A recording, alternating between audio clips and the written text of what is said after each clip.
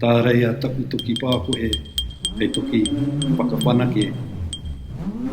A hua tia taku Toki Pakohe, hei Toki kawe mā ruapo. He Toki Pakohe, our mātauranga strategy for Ngāti Kuia, reflects our ākoranga, lifelong learning, our whakawhāiti, our learning for everybody, and our whae painga, our core values. Whakaro tau tuatoru, mātauranga angitu. Priority 3's strategy is connecting and creating successful education pathways. Whānau were clear that they wanted to see all our learners supported wherever they were and wherever they were learning.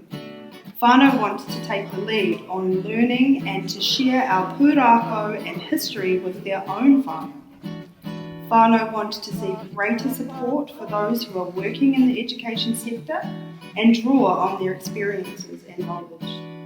Our hopeful outcomes of Whakaro tau tuatoru are that all of our learners will find success at school.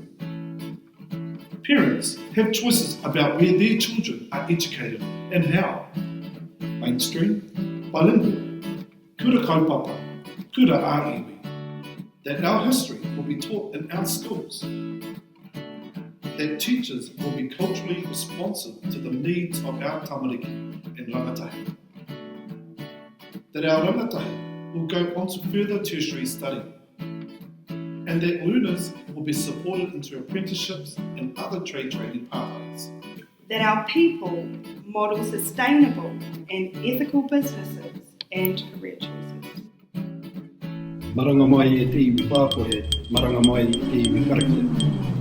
Whakaro tau tuawhā, mātauranga Pakohe. Priority 4 is to support Ngāti Kuia whānau to become skillful and successful people. Whānau want to be able to exercise their right to rangatiratanga. Whānau want to see an emphasis on digital platforms and environmentally sustainable practices.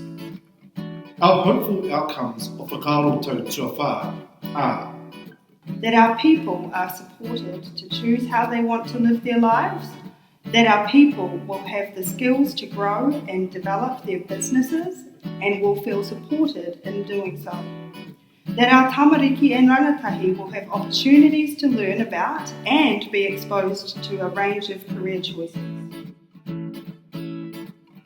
Kia mahi Pākihi, mahi tūranga pai hoki o tātou tangata.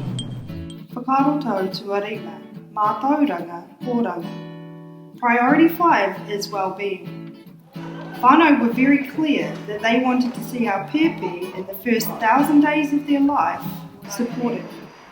With the Whole Order strategy currently in development and due to be completed in 2021, there is an intended close alignment between these two strategies. Our hopeful outcomes for Whakaro tau tuarima are our people will be well, our people will have the life skills necessary and live full lives, our pepe will be given the best start in life, to align closely to the Whole Order strategy to be completed in 2021.